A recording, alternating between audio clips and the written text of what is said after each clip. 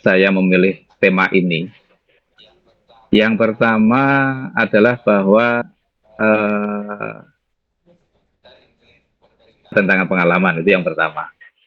Nah, masalah keilmuan itu di sini banyak senior-senior, Kisunan, kemudian Mbah Yazin, Dr. Slamet, Pak Mohtar dan Mas Doni dan yang lain itu saya kira dari sistem sisi laku itu sudah sangat-sangat mumpuni. Nah, hanya dari satu kajian ini saya ingin bercerita. Ternyata pada saat saya mencoba mendalami dan memahami berdasarkan sudut pandang sadar Allah, ternyata ada sesuatu yang bisa kita ambil manfaatnya dari serat Hidayat Jati. Mungkin serat Hidayat Jati itu sangat luas bahasanya. Hanya saya hanya fokus kepada pengenalan diri saja. Karena saya mencoba fokus ke sana karena ini sebagai alat tambahan ataupun sebagai media untuk mengkaji diri lebih lebih lebih detail menurut saya. Itu yang pertama. Yang kedua, mungkin dari satu bahasan ini juga memberikan satu gambaran bahwa kadangkala kita sebelum kenal di NSA, kita sebelum belajar di Padepokan itu sudah membawa satu pemahaman terlebih dahulu. Mungkin itu bentuk amalan-amalan ataupun mungkin itu satu torikoh tertentu ataupun yang lain. Nah, ternyata saya pernah ingat bahwa silahkan menggunakan amalan apapun yang pernah dilakukan, hanya harapannya adalah menyelipkan ataupun mendasari kesadaran akan Allah atas amalan-amalan tersebut. Nah, sehingga dari satu contoh ini ternyata eh, apa ya?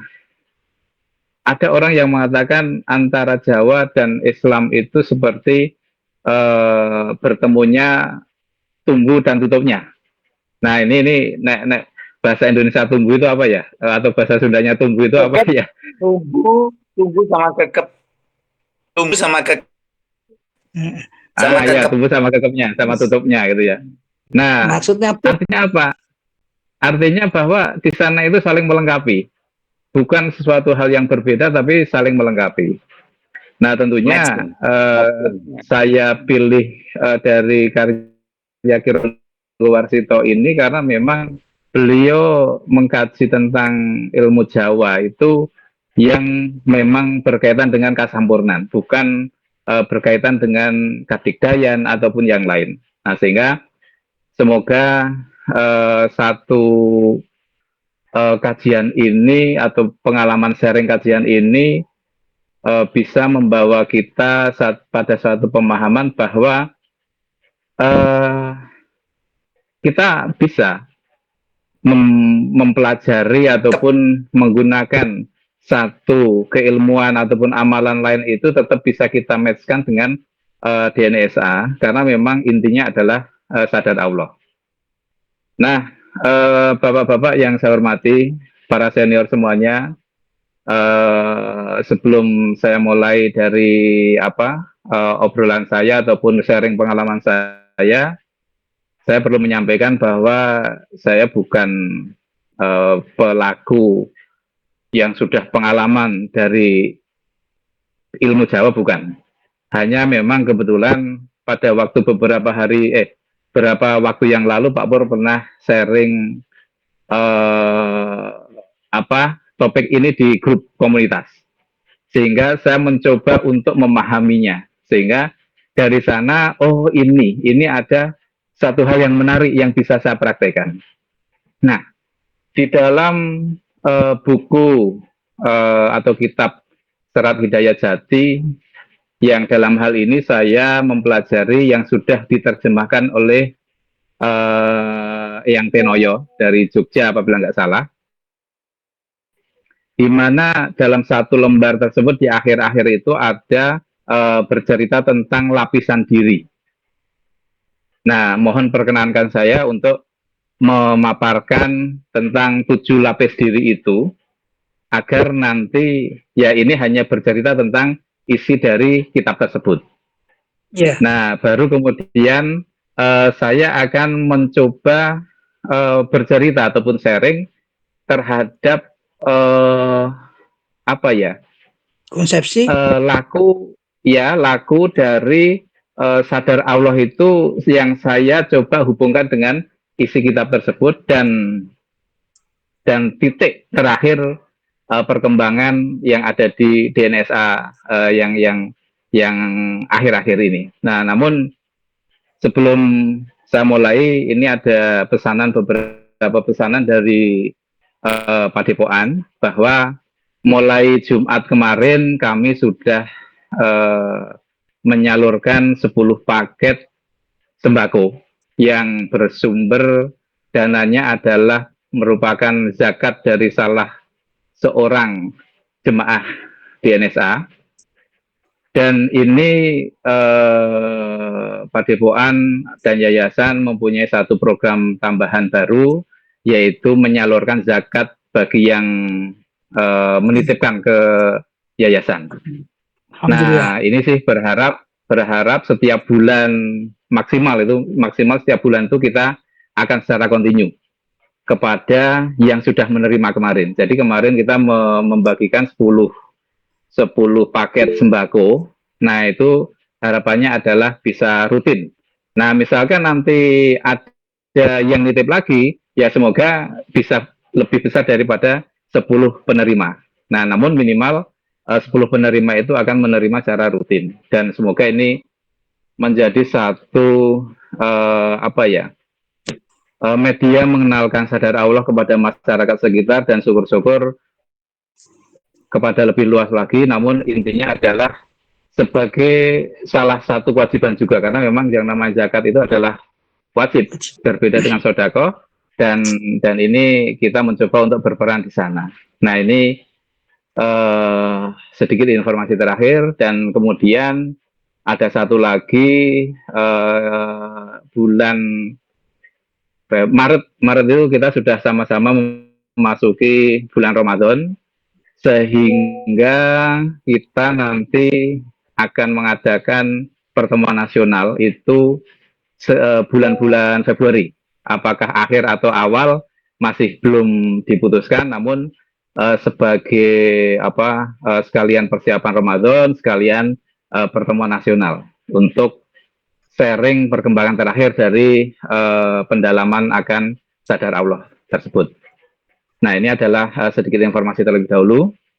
Baik, Bapak yang saya hormati, di sini dari buku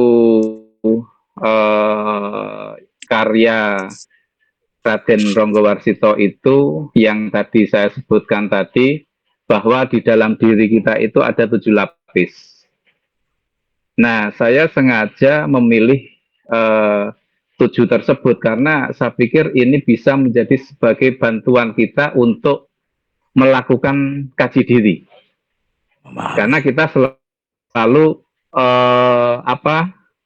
sering dengar, barang siapa bisa mengenal dirinya, maka di sana akan mengenal Tuhannya.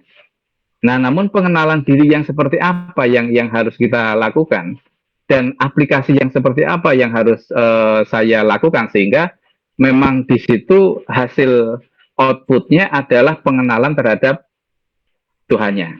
Nah, lapisan yang pertama yang diceritakan ataupun yang ditulis di dalam kitab tersebut adalah lapisan yang paling luar, yaitu lapisan badan atau jasad. Satu lapis ke dalam satu lagi adalah lapisan hati atau budi. Nah, satu lapisan ke dalam lagi adalah lapisan nafsu, kemudian lapisan paling di dalam nafsu itu ada roh ataupun nyawa, kemudian lebih dalam lagi adalah sir, kemudian lapisan ke-6 adalah nur, dan lapisan ke-7 adalah hayu atau hidup. Nah, pada penjelasan kitab tersebut disampaikan bahwa lapisan badan atau jasad itu ada satu laku.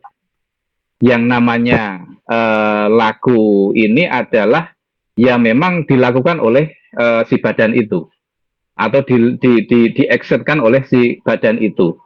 Nah, laku yang ada itu adalah adanya sopan santun. Nah, sehingga di sana sebagai seorang yang sedang melatih jasadnya, di dalam aplikasi sopan santun ini adalah dia mampu untuk berperilaku rajin dan berbuat kebaikan. Nah, kemudian lapisan di dalamnya lagi adalah lapisan hati ataupun budi. Lapisan budi atau hati ini adalah merupakan satu gabungan antara pikiran, perasaan, dan analisa-analisa di dalam pikiran itu sehingga menghasilkan satu budi.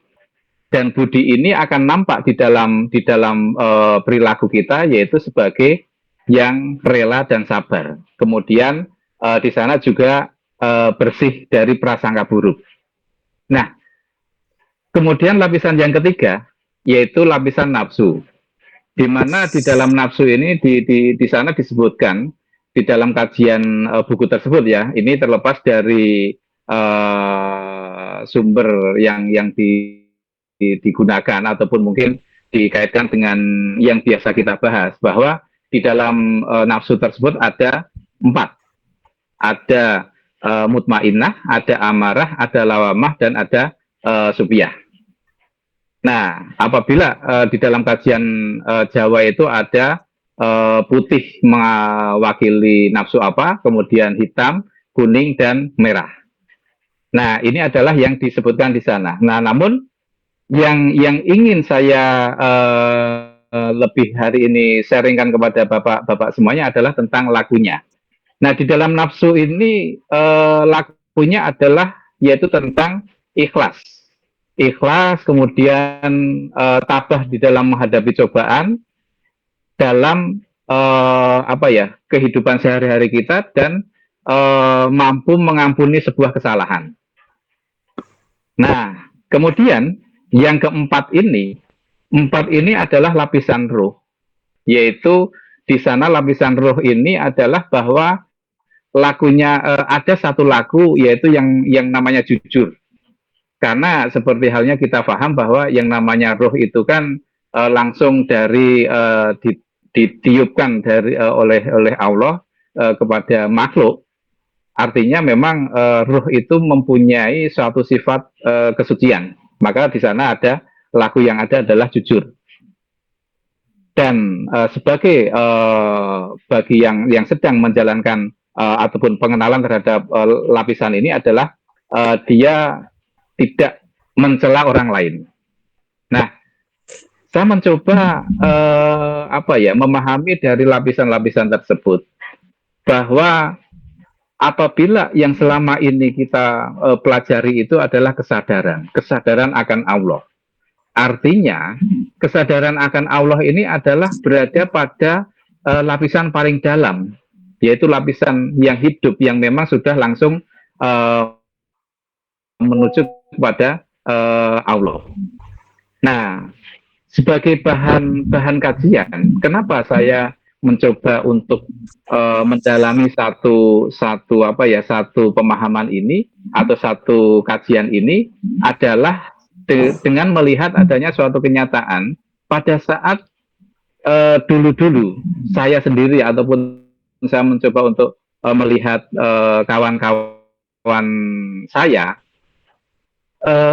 dari sisi kesadaran, sadar Allahnya, kemudian zikir nafasnya itu sudah ibaratnya ya dia rutin dan sudah istiqomah.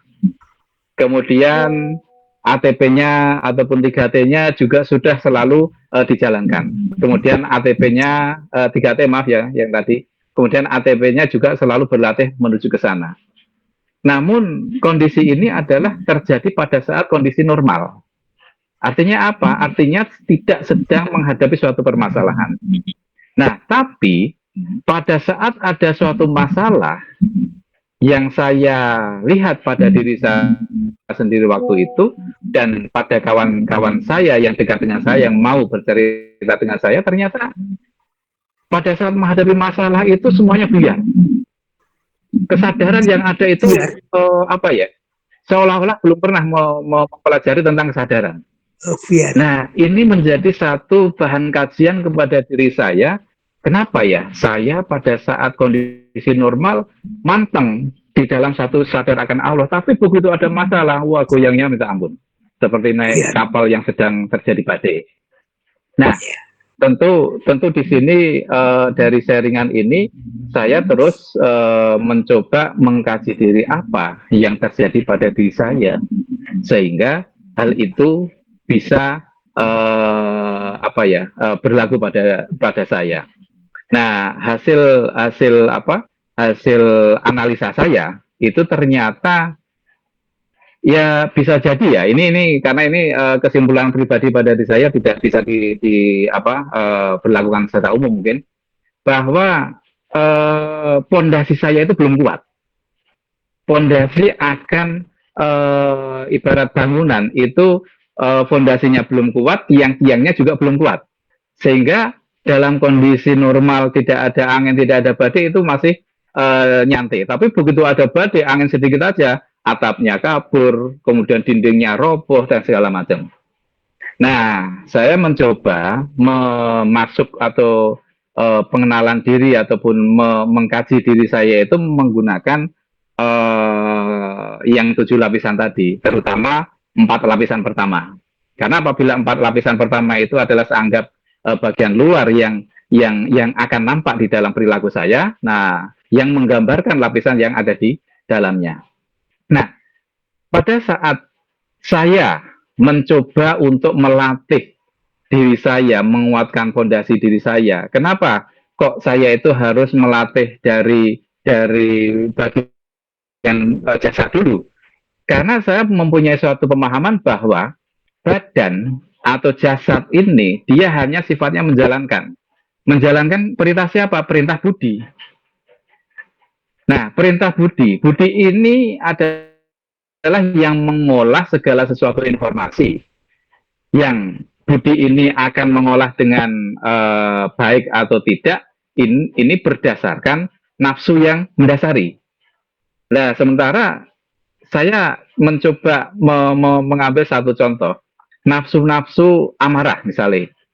Nafsu amarah itu adalah sebuah nafsu yang memang dia menunjukkan suatu agresivitasan, semangat, dan segala macam.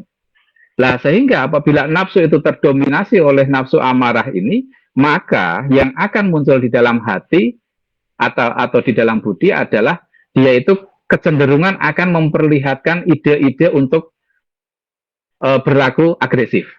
Yang akan tampak pada perilaku keseharian yang dilakukan oleh badan adalah perilaku-perilaku yang agresif. Nah, berdasarkan akan hal tersebut, maka saya mencoba mengevaluasi diri saya itu dari perilaku badan saya.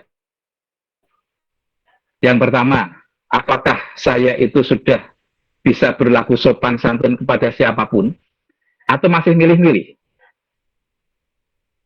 Misalnya, pada saat ada tamu datang ke padepokan, dia orangnya ramah. Tapi pada saat ada yang datang itu mungkin dia agak kurang ramah atau bahkan ada perilaku yang tidak saya sukai. Apakah saya masih bisa berlaku sopan? Nah, ternyata ini namanya saya sudah berdoa kepada Allah, ya Allah. Dengan cara ini semoga Engkau tunjukkan siapa sih diri saya. Nah, pada saat saya mempraktikkan sopan santun ini, ya saya coba mempraktikkan sopan santun, rajin, gemar berbuat kebaikan. Ya, pada kondisi normal, tidak ada sesuatu yang mengganggu diri saya, ya saya ada tamu, saya layani, saya tanyakan, Pak, mau minum apa, kopi atau teh? Apabila kopi atau teh yang manisnya gimana tingkatannya, apakah yang manis banget atau pahit atau gimana, Artinya apa? Saya memberikan satu pelayanan secara maksimal. Nah, di situ saya juga tidak berpikir lagi ini harus seperti apa, tapi saya berperilaku rajin dan berbuat baik kepada siapapun itu yang datang ataupun juga terhadap apa benda-benda yang ada di sana, saya rawat dengan baik. Nah, tapi suatu saat ada seseorang yang menurut saya itu perilakunya tidak ataupun menyebabkan saya agak sedikit terganggu atau bisa dikatakan saya tidak suka atas perilaku beliau itu, sehingga kok muncul perasaan nggak suka ya, sehingga untuk bisa bersopan santun itu kok agak berkurang. Nah, ini saya mencoba untuk apa ya, mempraktekkan terhadap ilmu yang disampaikan oleh Pak Depoan, yaitu tentang perkembangan terakhir, yaitu tentang positioning akan subhanallah. Jadi positioning akan subhanallah itu memposisikan kita di dalam satu posisi yang Allah itu Maha Suci. Bukan lagi pada saat menghadapi musibah baru subhanallah, menghadapi kesenangan baru subhanallah. Tapi saya mencoba untuk agar selalu bisa subhanallah, maka saya harus memposisikan saya itu di dalam semuanya itu adalah Allah yang Maha Suci. Nah, ternyata setelah itu saya praktekkan, walaupun ya pada saat tingkatan orang yang datang itu terlalu ekstrim sikapnya, itu tetap menimbulkan satu perasaan yang nggak nyaman. Namun dengan positioning subhanallah itu, saya bisa pada saat misalnya ini, pada saat orang yang biasa-biasa sopan santun tetap bisa saya lakukan, kemudian melayani tetap saya bisa lakukan dalam bentuk rajin dan berbuat kebaikan tetap saya bisa lakukan. Tapi pada saat ada orang yang kurang sopan terhadap diri saya ataupun terhadap lingkungan, saya awalnya itu mereaksi dengan keras. Ngapain saya berbuat sopan dengan dia, orang dia aja nggak sopan dengan saya. Nah, tapi pada saat saya mempraktekkan positioning akan subhanallah itu, ternyata muncul di dalam diri saya itu untuk melihat siapa di balik tamu tersebut, sehingga tidak melihat si tamunya. Tapi ya udah, ini dia seperti itu juga memang hanya menjalankan peran. Nah, akhirnya sedikit-sedikit rasa tidak suka saya yang muncul itu bisa saya netralisir. Atau bukan saya netralisir lah, orang yang menetralisir ini bukan saya, tapi dengan saya mempositioningkan dengan subhanallah itu, saya bisa mengadaptasi orang yang tidak sopan ataupun yang dalam kondisi biasa bisa menimbulkan saya nggak suka. Nah, dari situlah dalam perjalanan 1 minggu, 2 minggu, 3 minggu itu sudah lebih lancar lagi. Nah, namun pada saat itu saya mencoba untuk masuk ke lapisan yang lebih dalam lagi, yaitu tentang rela, sabar, dan bersih dari prasangka. Yang rela dan sabar ini mungkin ada hubungannya dengan yang awal tadi. Namun untuk hal yang baru adalah bersih dari prasangka ini. Nah, saya melatih untuk tidak berprasangka buruk kepada orang. Atau prasangka-prasangka apapun. Jadi misalnya ada orang datang, ini kok nggak sopan toh. Nah, itu saya hilangkan. Karena apa? Karena munculnya rasa tidak suka itu awalnya adalah karena dari prasangka.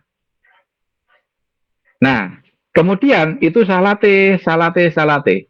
Pada saat kondisi normal, memang kadang-kala bisa, kadang-kala tidak untuk menghilangkan prasangka itu. Tapi kembali pada saat saya kembali berbenturan pada sesuatu yang nggak bisa saya toleransi, akhirnya saya lakukan positioning lagi. Atau dalam kondisi itu bisa saya bisa terjadi satu netralitas karena satu positioning akan subhanallah. Nah, sehingga prasangka ini bisa terjadi netralitas lagi. Oke, lapisan kedua, lapisan ketiga. Nah, apa yang menjadi penyebab sehingga kadang saya itu muncul satu sifat-sifat yang seperti tadi. Oh, ternyata simpulannya adalah budi itu bersumber dari nafsu. Pada saat adanya modifikasi ada nafsu yang terlalu kuat sehingga mengalahkan nafsu yang lain, sehingga akan muncul perilaku tersebut. Misalnya dia itu nafsu amarah, maka akan lebih agresif. Nafsu lawamah, dia akan banyak menyenangkan diri sendiri dan lain-lain. Nah, ada juga yang nafsunya mutmainah ataupun berkaitan dengan ingin memperbaiki diri, ataupun ini adalah nafsu-nafsu yang mengarah kepada rohaniahan. Nah, dari sini saya dapat satu kesimpulan bahwa ya memang keempat nafsu itu kita butuhkan. Semangat kerja itu butuh. Istirahat juga butuh, makan juga butuh. Kemudian kita manekung dalam bahasa Jawa ataupun berzikir, mendekatkan diri dengan cara zikir, itu juga perlu. Nah, sehingga ternyata di sana adalah perlu keseimbangan. Nah, dengan adanya keseimbangan ini, maka akan muncul budi yang seimbang dan dorongan akan perilaku yang seimbang. Sehingga akan sampai pada laku badan ataupun jasad kita itu adalah perilaku-perilaku yang diharapkan, yaitu yang sering dikatakan, oh, orang itu mempunyai sopan santun, dia gemar berbuat baik dan rajin.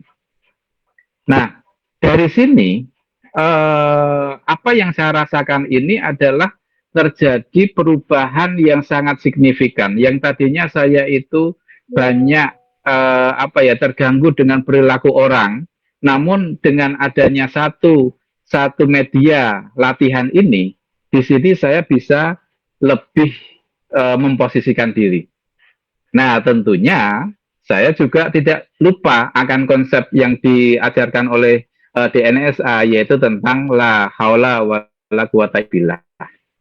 Bahwa sebetulnya saya itu tidak ada daya dan kekuatan apapun. Hanya Allah yang mampu melakukan sesuatu dan mampu melakukan apapun. Nah, termasuk apa-apa yang tadi saya sebutkan tadi, baik itu yang laku badan, yaitu sopan santun, berbuat kebaikan, itu tanpa kehendak Allah, tanpa bantuan ataupun diperjalankan oleh Allah juga nggak mungkin.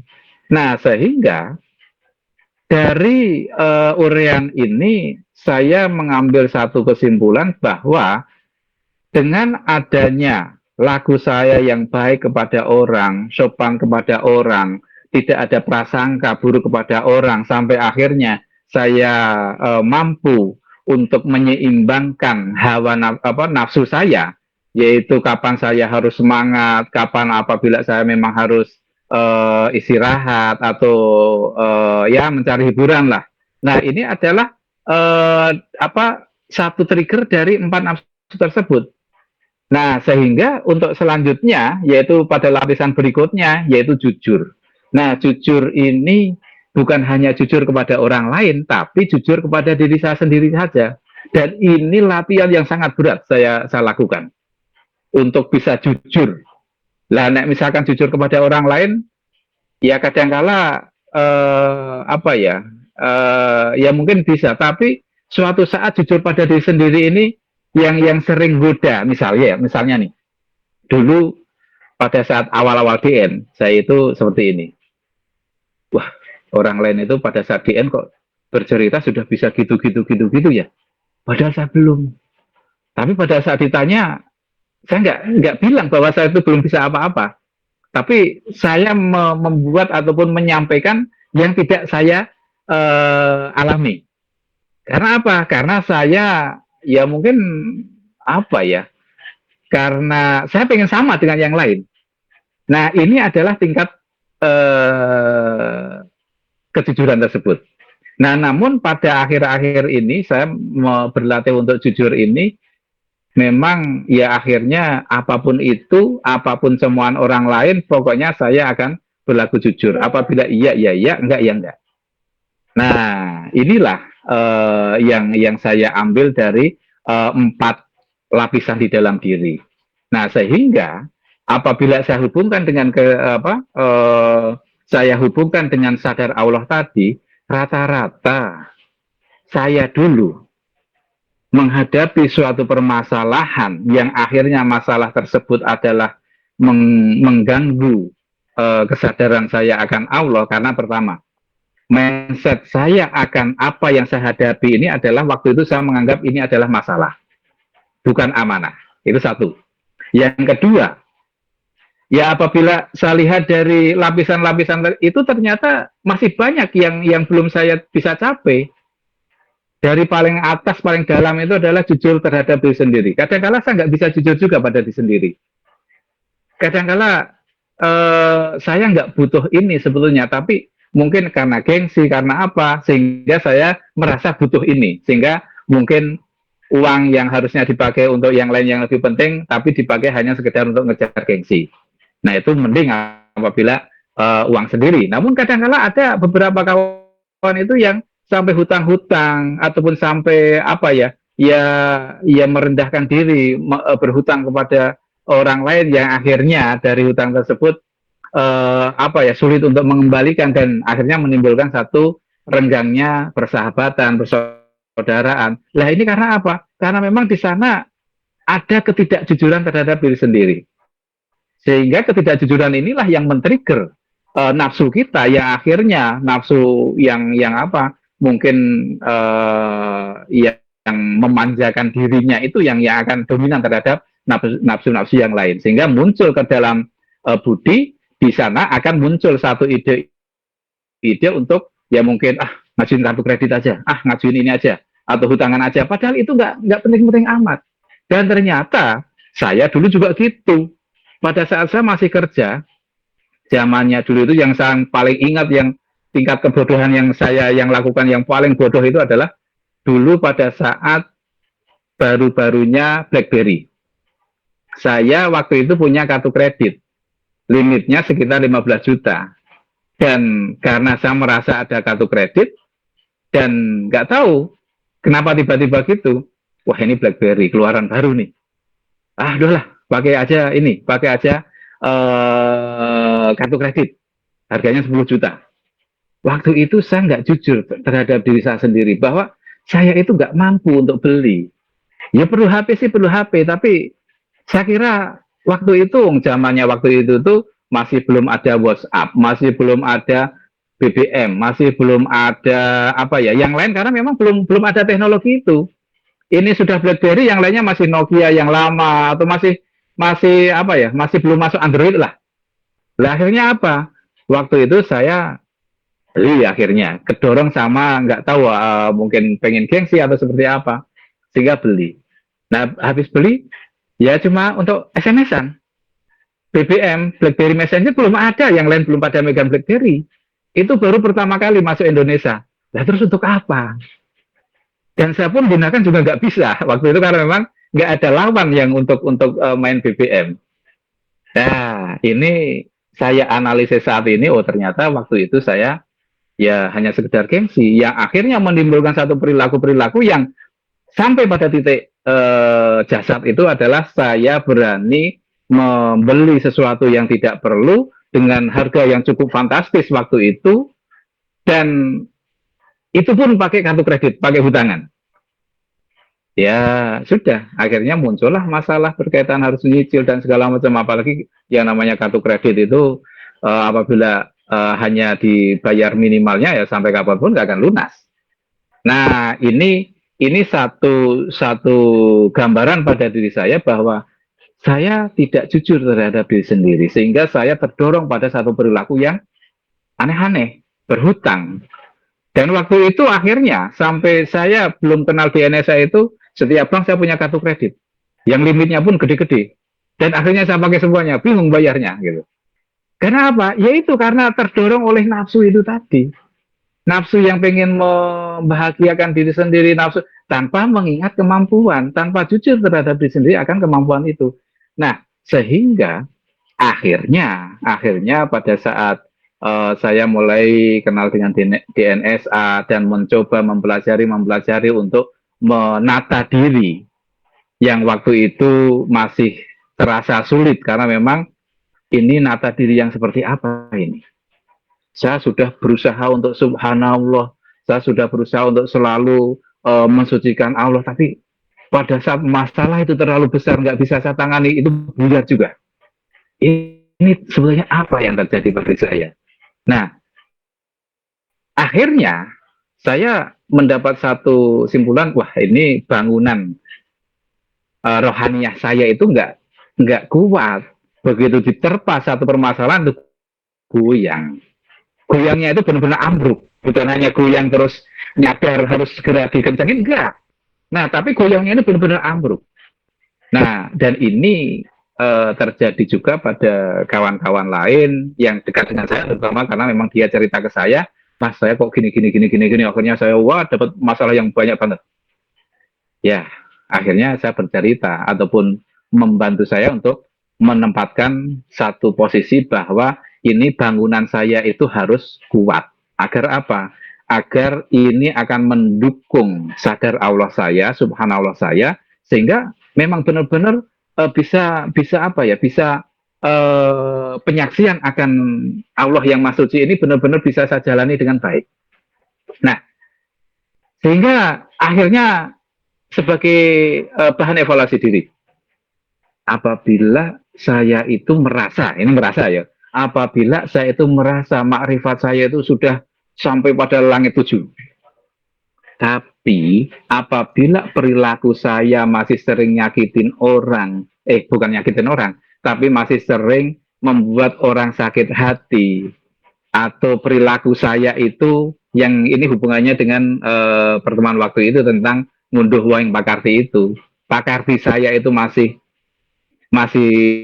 ya ibaratnya masih sering membuat orang lain tidak ridho. Ini apakah benar ketauhidan saya itu sudah pada tingkatan yang paling tinggi?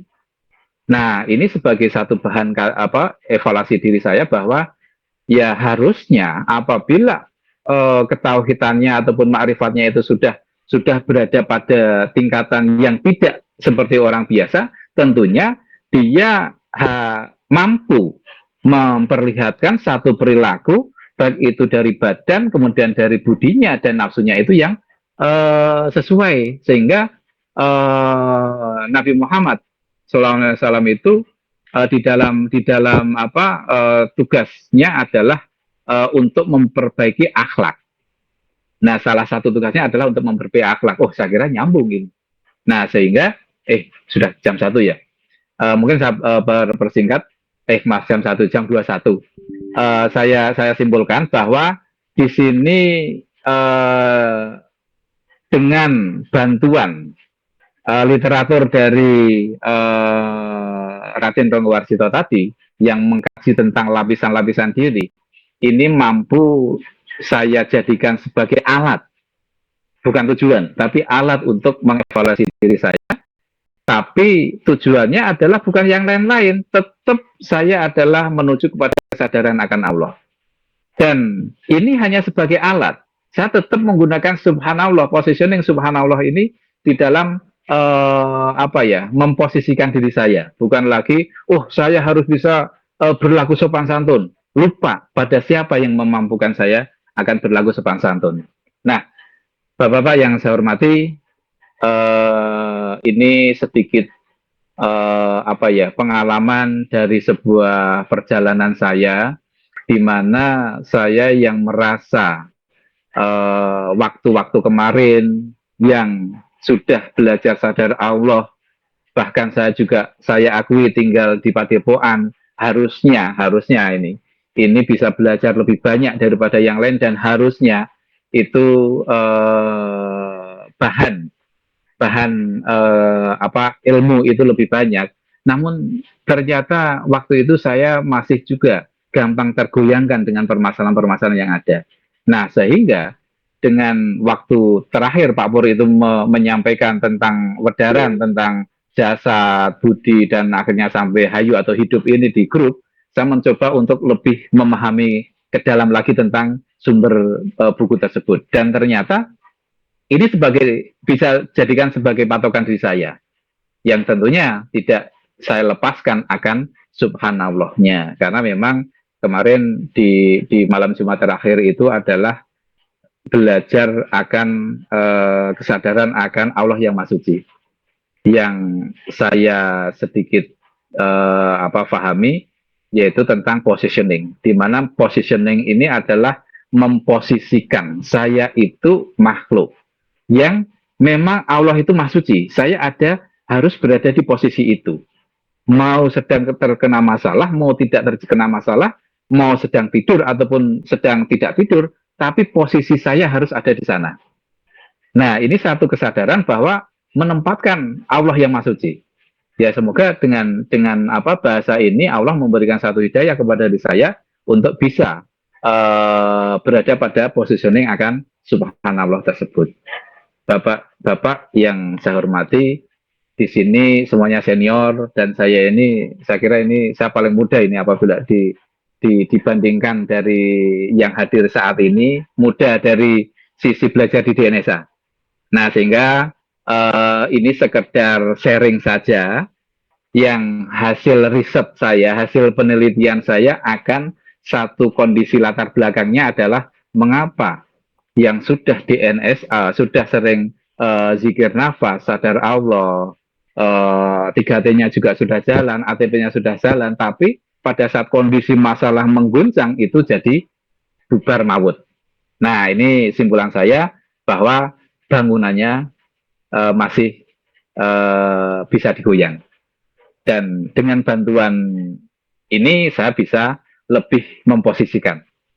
Nah, Bapak-Bapak, monggo saya kembalikan kepada Mbah Jazin. Barangkali ada salahnya, saya mohon maaf, tapi intinya adalah bahwa ternyata amalan apapun apabila itu dilandasi akan sadar Allah, ini tetap bisa dijalankan atau tetap bisa memberikan efeknya baik.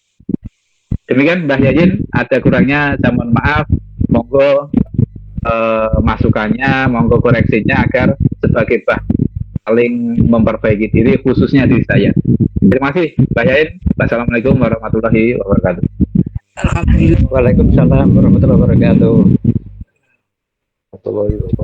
Dan Pak Asim, Mas Asim yang begitu spektakuler bagi kita. Ya, itulah tantangan yang sedang kita hadapi, baik secara pribadi maupun jamaah. Untuk itu kita kesempatan mengevaluasi diri, mengevaluasi apa yang disampaikan, tidak mengevaluasi, mengikuti penjelasan dari Pak Asim. Marilah kita buka untuk yang ingin panjenengan sampaikan dari ketujuh tingkat kesadaran dari serat Hidayat Jati yang terkenal dengan 7 lapisan apa itu? Lapisan diri, Pak. Lapisan diri. 7 martabat kalau dalam kitabnya yang saya istilahnya Kirogo Warso, 7 martabat. Martabat 7 maksudnya. Ya, Mbak. Mau enggang badhe matur. Nggih. Nuwun, Mbak. Selamat. Nggih. Makasih. Assalamualaikum warahmatullahi wabarakatuh. Waalaikumsalam warahmatullahi wabarakatuh. Barakallah. Terima kasih Mbak Jain, Mas Asim. Pengalaman pribadi yang bisa di-share ke kita sehingga menjadikan lebih wawasan kita menjadi diperluas. Terima kasih. Jadi ini lapisan diri yang 7 itu tadi, Mas Hasim tadi sudah menguraikan. Sekarang kaitannya dengan yang pernah disampaikan oleh Pak Pur dulu. Jadi ini ceritanya, kalau kita tidak bisa merubah internal, maka kita menjadi ketergantungan pada eksternal. Sehingga nggak stabil. Jadi yang paling pokok adalah bagaimana membangun internal kita. Nah, saya teringat Pak Pur dulu pernah waktu di Tulungagung, dulu waktu di tempatnya Gus Hendri. Ini sedang membahas waktu itu framing itu. Framing, membingkai. Jadi kita memang harus bisa membingkai berbagai masalah itu dengan subhanallah. Jadi framing besarnya itu adalah subhanallah. Nah, jadi dengan framing subhanallah itu, jadi tidak ego kita, tapi framingnya adalah maha sucinya Allah. Maka kita bisa menerima yang eksternal, terus kita yang bisa kita rubah hanya internal kita, yaitu dengan kesadaran Allah. Itu yang bisa dirubah adalah kesadaran kita. Jadi tadi sikap mental kita bagaimana. Nah, kita tadi dikenalkan oleh Ronggo Warsito, 7 lapis itu tadi baru lapis ke-4 ya, kelima dari baru yang kelima aja sudah seperti itu, belum lapis yang semakin dalam. Tapi intinya internal kita itulah yang bisa kita intervensi dengan DNSA itu, dengan framing subhanallah, sehingga permasalahan yang eksternal, masalahnya tetap. Kalau menyelesaikan masalah tanpa masalah kan digantian. Kalau kita itu biar masalah luar eksternal, biar seperti apapun sudah, biar. Tapi framingnya itu adalah subhanallah, terus internal kita yang ditoto tadi. Jadi Pak Agung, saya harus evaluasi. Saya harus menerima.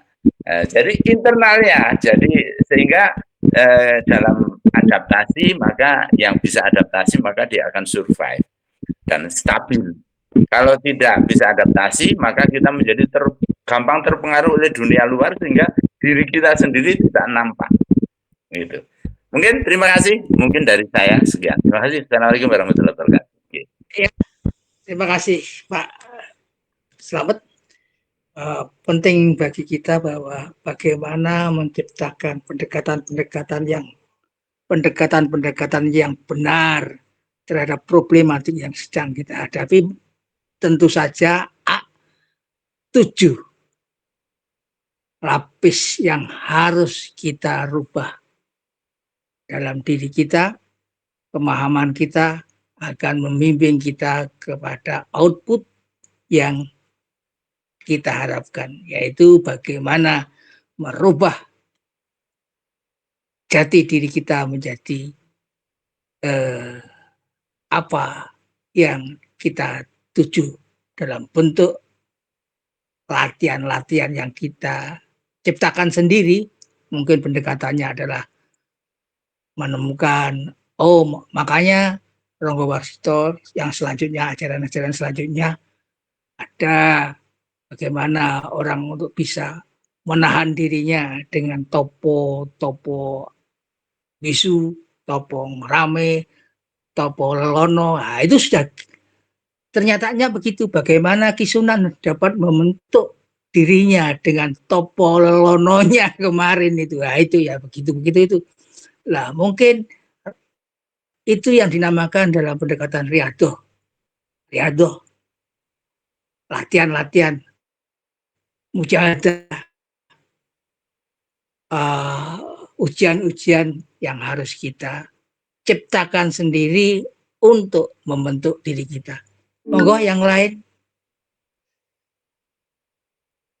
memframing tadi.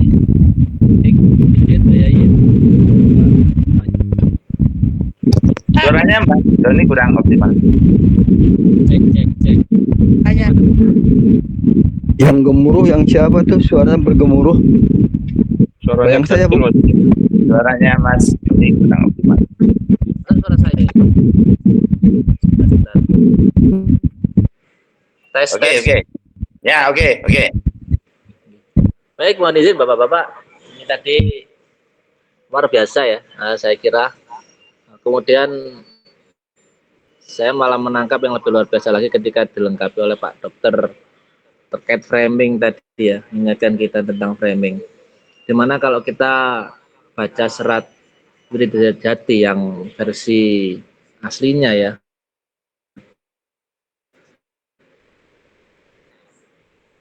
itu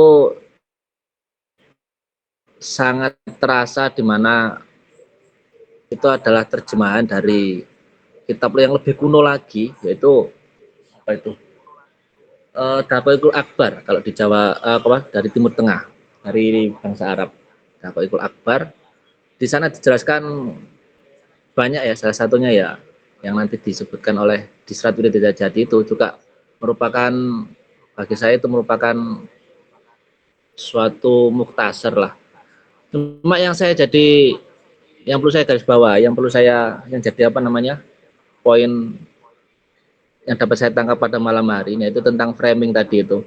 Bagaimana pujangga terdahulu atau mungkin guru-guru spiritual terdahulu itu, beliau sangat tepat memposisikan diri dalam mengejarkan spiritual itu.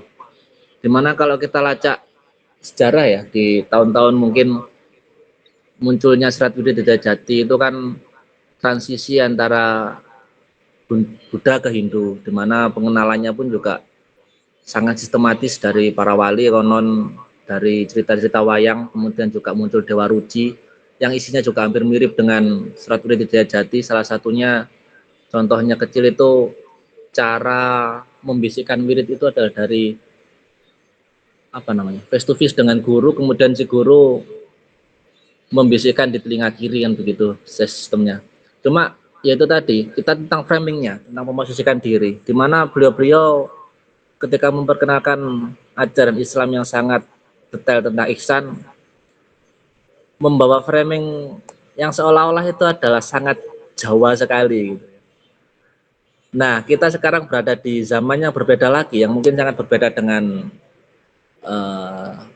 masa hidupnya Ronggo Warsito, Syekh Sidit Jenar, dan syekh-syekh yang lain. Kita sekarang yang lebih unik itu, kita berada di zaman di mana semuanya serba hampir harus saintis. Dan beberapa hari yang lalu, saya ini lagi Pak Dokter, tiba-tiba tertarik dengan partikel Tuhan itu. Pernah dengar Dokter ya? Kira pernah dengar? God spot. Bukan, Ya. tapi partikel. Oh, Beda lagi, Pak. partikel. Oh, iya, iya. Meter sama antimeter itu yang dibenturkan, Ya. kemudian ya, Itu di kuantum itu. betul Pak. Jadi Ya. saintis itu sampai pada kesimpulan tentang semesta ini sebenarnya fana gitu. Jadi kita tidak ada. Nah ini kan sebenarnya sudah dilampaui oleh ajaran dari Rasulullah. Ya ini nggak ada lah. Maka dari itu mungkin cara yang bagi saya paling praktis saat ini ya, ya yang disampaikan oleh Pak Pur itu.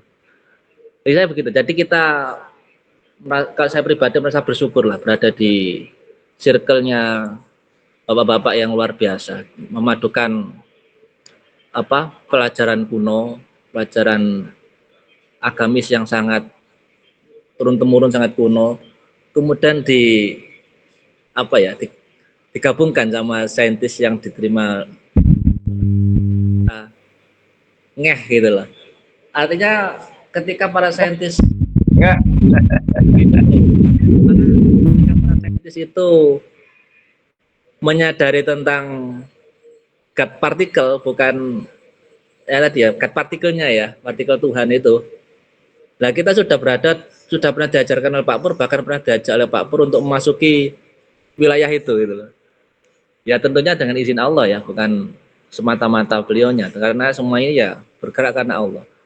Dan ini sangat luar biasa bagi saya. Ini termasuk penjabaran pada malam hari yang disampaikan oleh Pak Hasyim. Itu mengingatkan kita bahwa penting nih memposisikan diri kita, sampai dengan yang disampaikan Pak Dokter tentang framing. Bagaimana kita mengemas ajaran yang ya memang hak dikatakan hak itu kan ya memang nggak bisa ditolak ya. Kita gini, misalnya kita ada, nah tembok ini kan putih.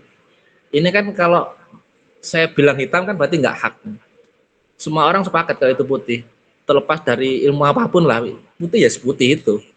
Lah, termasuk kat partikel, termasuk esensi Allah SWT, termasuk esensi apa saja fana dan lain semacamnya itu kan sesuatu yang hak, yang nggak bisa dibantah. Memang ada, entah dalam bahasa apapun ya, mungkin dalam bahasa Jawa kuno dulu ada suwung, ada kosong, ada tan keno kinoyo ngopo, ada dalam bahasa Arab laisa kamitslihi syai'un dan lain sebagainya. Yang penting kita mengalami ke sana gitu. Jalannya bagaimana itu yang bisa kita pelajari bareng-bareng. Nah, ya setidaknya yang dapat saya himpun pada percakapan pada malam hari ini tadi, yang jelas kita bersyukur betul kita dipertemukan dengan metode yang asik, klasik, saintis, modernis, tapi ini sangat kompatibel dengan zaman sekarang. Jadi diingatkan lagi sama Pak Hasyim tadi tentang bagaimana Serat Hidayat Jati dulu itu memperkenalkan lapisan-lapisan kesadaran sehingga pada ujungnya ya itu tadi yang tan kena ngopo itu tadi Pak Hasyim, kira-kira seperti itu ya. Jadi mau nggak mau kita harus memang ke sana. Tentang Serat Wirid Hidayat Jati sendiri kalau memang harus dipelajari ya itu saya kira bikin pusing.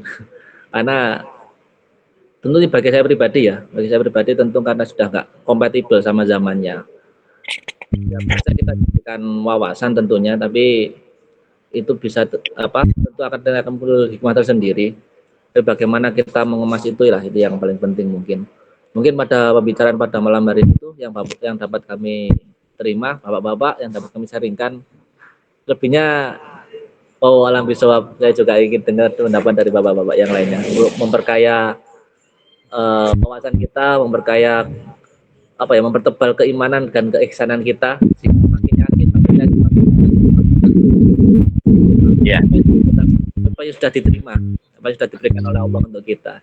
Baik, mohon maaf. Wassalamualaikum warahmatullahi wabarakatuh. Pak Jain. Waalaikumsalam. Pak Jain. Ini nambahi dari Mas Doni.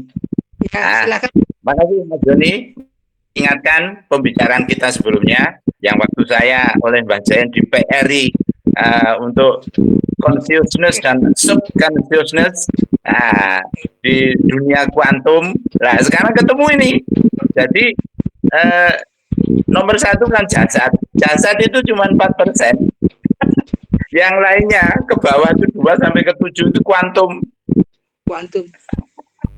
Kuantum itu urusannya Allah. Jadi hati yo rupane piye sampai no wujudnya piye kayak itu asing ngerti hatinya dewe yo dirinya sendiri, nggak ngerti hatinya orang. Jadi kuantum kalau dalam yang kemarin waktu otak itu 10% aja yang sadar itu, yang bisa kelihatan mata, yang terdengar, yang teraba itu hanya 10%. Yang 90% itu di luar kesadaran kita. Jadi semakin sadar bahwa yang dalam kendali kita itu sangat kecil sekali. Jadi jasad itu petang 4% saja Mas Hasyim. Yang 96% kuantum, dan kita mencoba yang kuantum tadi kita bicarakan di sini antara lain di framing, rasa ini, kesadaran, sadar Allah dan sebagainya, ini kita disampaikan sehingga menjadi lebih jelas. Jadi menjadi lebih jelas, ilmiah lebih jelas. Terima kasih. Iya, kita hebat semua. Lainnya ada yang akan disampaikan? Saya coba Mbak diperkenankan. Monggo. Assalamualaikum warahmatullahi wabarakatuh. Waalaikumsalam warahmatullahi wabarakatuh. Terima kasih nih, kesempatan saya baru jarang-jarang masuk ke ruangan ini. Apa yang disampaikan Pak Hasyim tadi sesungguhnya luar biasa. Kalau Mas Doni mengatakan dari kitab-kitab kuno, Kalau dibandingkan ada yang lebih kuno lagi dari kitab Serat Sejening Jati, kan lebih kuno lagi Al-Qur'an sesungguhnya. Lebih kuno lagi Al-Qur'an kalau mau dibanding-bandingkan gitu kan. Dan di situ sangat luar biasanya Allah menurunkan Al-Qur'an. Cuma yang jadi permasalahan itu kan belum sepenuhnya kita memahami tentang Al-Qur'an itu. Ya, diterjemahkan oleh bahasa sendiri. Kenapa apa yang dikatakan oleh Pak Sim tadi, bahwa ketika kita dalam kondisi normal kita bisa enjoy saja, tapi di saat ada sesuatu di situ kita akan sedikit goyang. Makanya di situ Allah telah mengasih tahu sesungguhnya. Silakan Mas Doni, kalau ada Al-Qur'annya dibuka surat 70 ayat 19, Mas Doni. Atau siapa aja yang bisa, itu biar jelas ini. Karena kitab itu menjelaskan, kitab kuno itu lebih menjelaskan lagi gitu kan. Karena sesungguhnya manusia itu 70 19.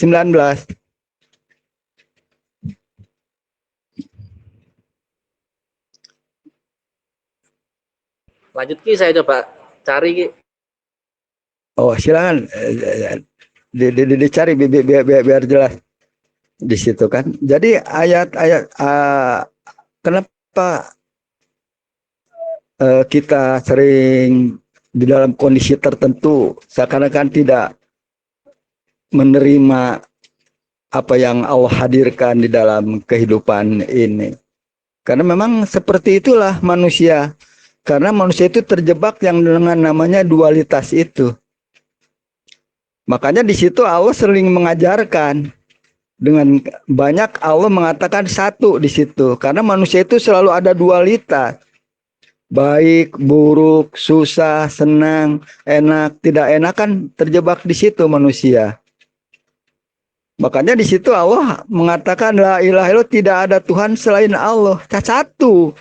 Allah tidak sama juga di situ, tidak ada keberdayaan manusianya itu. Makanya segala sesuatu mulailah dari Kediri. Karena kita mau karena kan mau ke Ponorogo, kata Mas Doni itu mau ke Ponorogo, mau Panaraga harus ke Kediri dulu. Ya, harus dari Kediri dulu. Iya, sebelum Ponorogo harus ke Kediri dulu. Nanti lewat mana? Lewat Tulung Agung. Nah, disitulah makanya udah ketemu ayatnya. Iya, karena intinya sesungguhnya intinya hidup kita itu kan ke Bali. Intinya hidup kita itu kan ke Bali. Sebelum ke Bali itu kita harus ke Ponorogo. Nanti setelah kita ke Bali, kita yang mau kita bawa itu apa? Ya Banyuwangi. Wanginya itu akan terbawa oleh kita. Hanya yang keliling Jawa ini yang bisa menjelaskan itu. Ya karena Kediri itu orang tua kita dulu itu ngasih nama-nama itu nggak sembarangan loh. Seperti di kitab-kitab Sejening Jati itu kan tidak sembarangan. Ada sampai lapisan 7 seperti tadi itu. Makanya tadi saya suruh buka itu di surat 70. Ya. Itu kan 7 lapis. Artinya sungguh manusia diciptakan bersifat suka mengeluh. Nah itu kan, manusia itu kan suka mengeluh gitu kan. Jadi wajar kita diciptakan oleh Allah itu mengeluh lah. Itu dasarnya hidup kita itu untuk mengeluh. Makanya ketika ada ini selalu mengeluh. Makanya disitulah Rasulullah mengajarkan wirid. Mengajarkan wirid. Sehabis sholat itu sampai 33 kali. Subhanallah, alhamdulillah, Allah. Cuma orang belum dipahamkan. Banyak orang yang belum dipahamkan tentang kalimat-kalimat itu. Padahal itu adalah resep dari Allah langsung yang diajarkan kepada Rasulullah untuk disampaikan kepada kita dalam apa? Dalam menyikapi kehidupan ini loh. Karena sesungguhnya hidup ini kan masalah.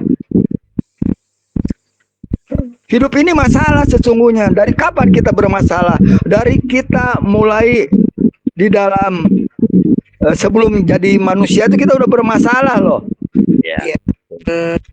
Betul nggak?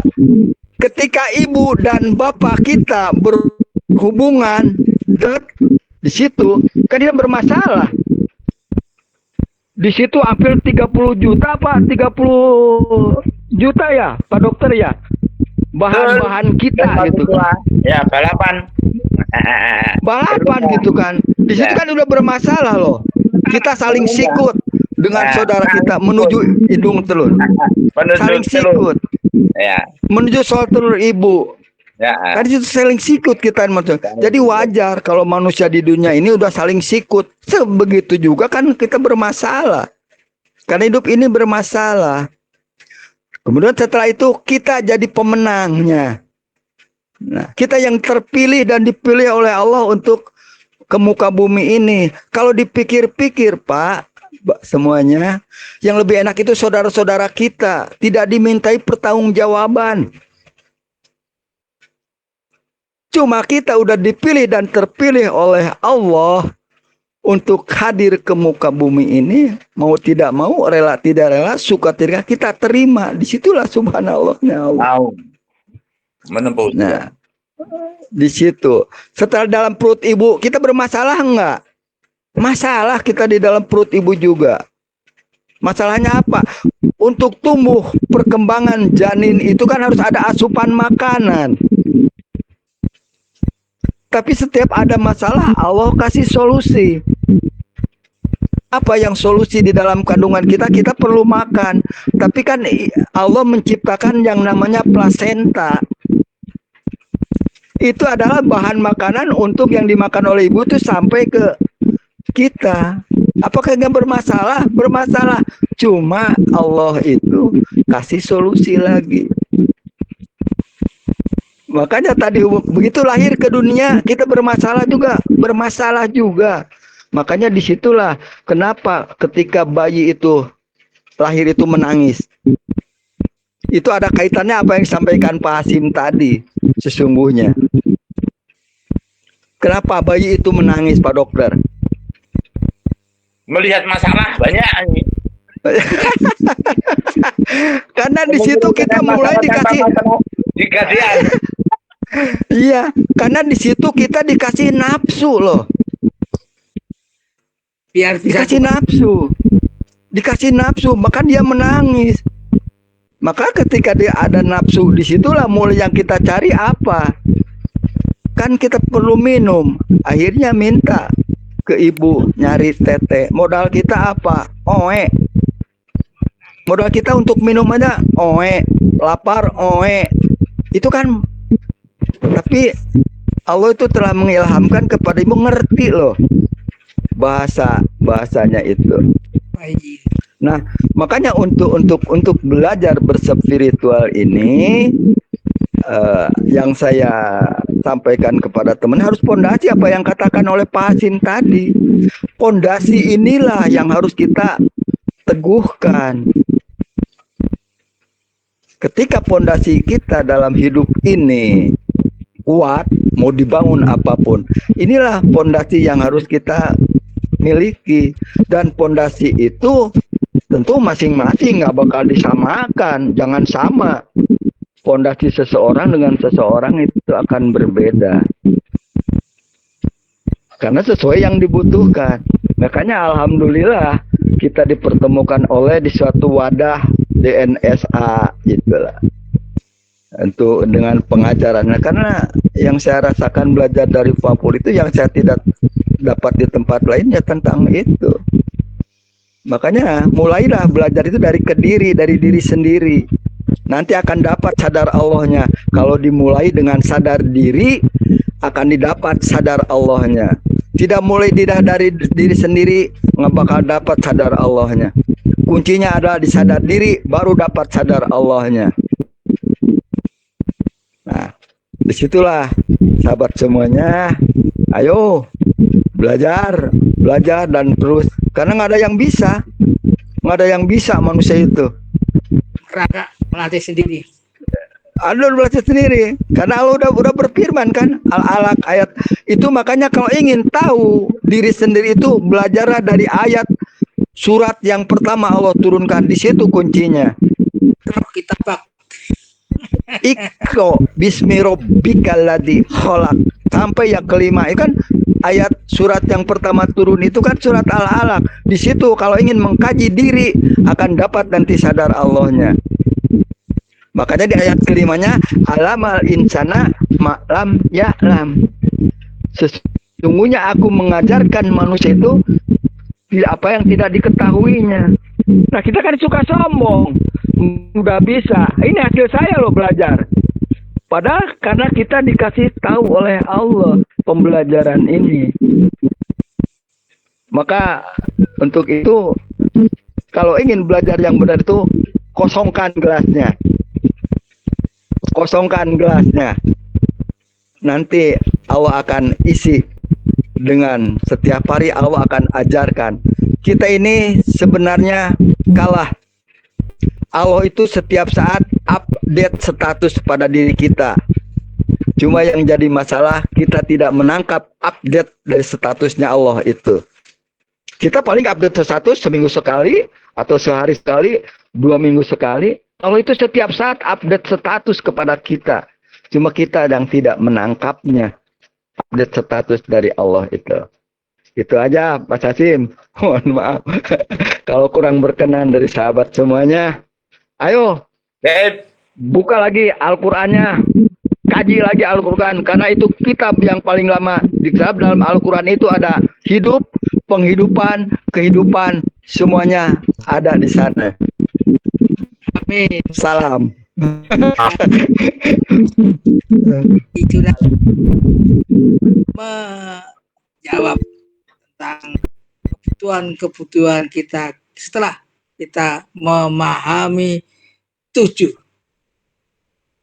level yang disampaikan oleh Ki Ronggo Warsito tadi. Yang belum disampaikan memang 5, 6, 7 itu adalah awang-awang. 3 itu adalah Nurullah, Nur Muhammad, Nur Insan. Mudah-mudahan minggu depan akan kita bahas itu. Siapa yang akan mau ngasih tentang 3? Wah, ini apa nih, Mbak? Ini isunan ini.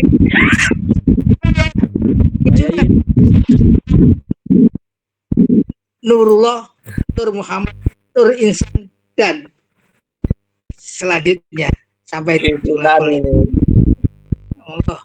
Akhirnya untuk semuanya kita sampaikan terima kasih dan kita tutup pertemuan kali ini dengan Pak, pengen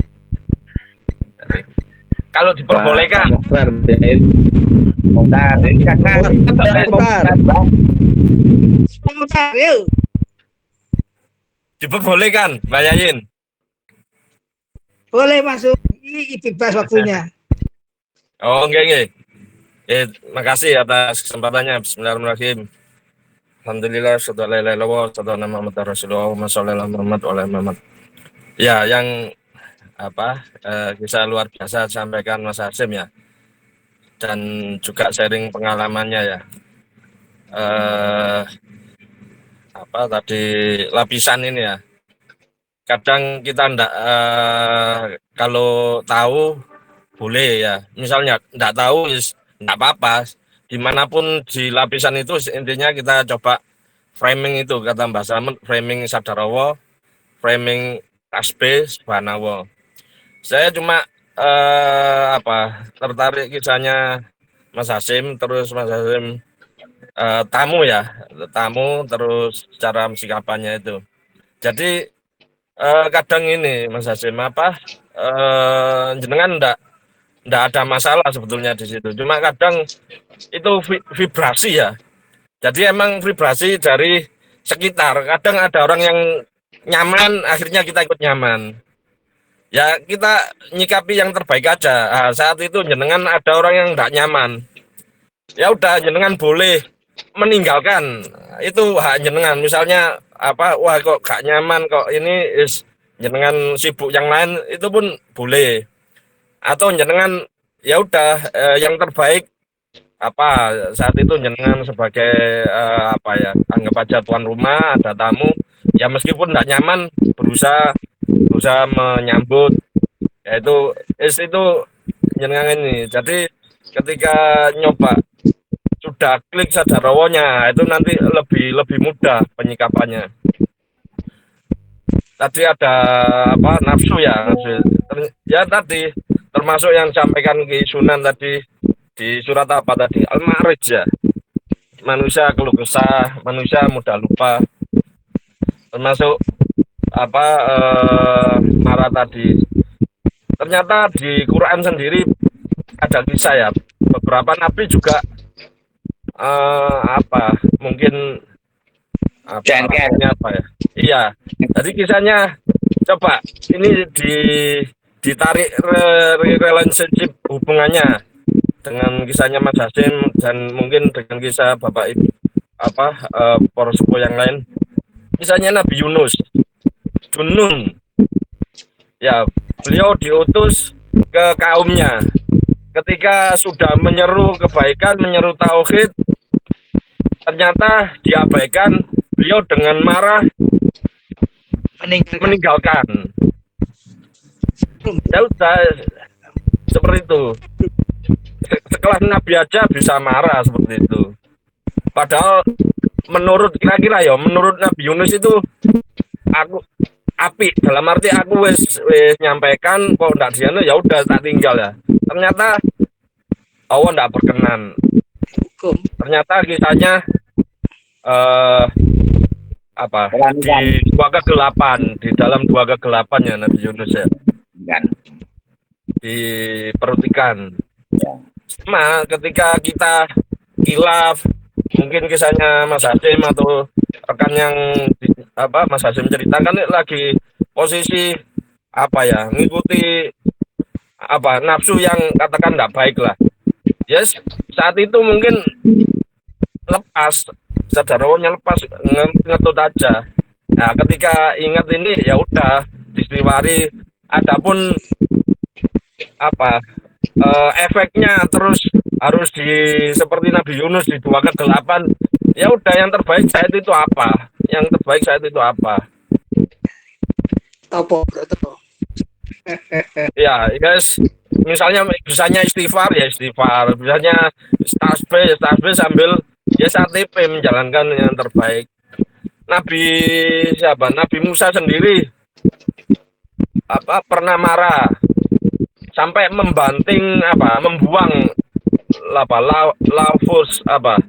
lembaran-lembaran kitab Taurat ya, dikisahkan marah kepada kaumnya ketika ditinggal, dia apa kaumnya nyembah sapi, balik itu Nabi Musa marah itu. Kalau sekarang mungkin membanting Al-Quran seperti itu marahnya, sampai membanting kitab gitu ya. Artinya itu ada sisi manusiawinya. Tapi ketika sudah apa ya, sudah tenang, sudah klik lagi ke Allah, ya udah yes, ini apa yes, klinuk lah. Yes, jalani itu seperti itu. Mungkin itu tambahan dari saya, mohon maaf bila ada kekurangan. Ya, lanjut Pak Yayin Mokhtar, karena waktunya sudah malam, minggu depan Ki Sunan untuk obat melanjutkan yang mantap, ngangel. Iya. Yang sulit. Oke ya, makasih. Akhirnya kita tutup dengan bacaan surat Al-Fatihah. A'udzubillahi minasyaitonir rajim. Bismillahirrahmanirrahim. Alhamdulillahirrahmanirrahim. Ya na'budu wa iyyaka nasta'in. Shiratal ladzina an'amta 'alaihim ghairil maghdubi 'alaihim waladdallin. Amin. Betul ya Sayyidina Muhammad. Allah. Allahumma sholli alaik. Sampai jumpa. Assalamualaikum. Terima kasih. Tersuwun,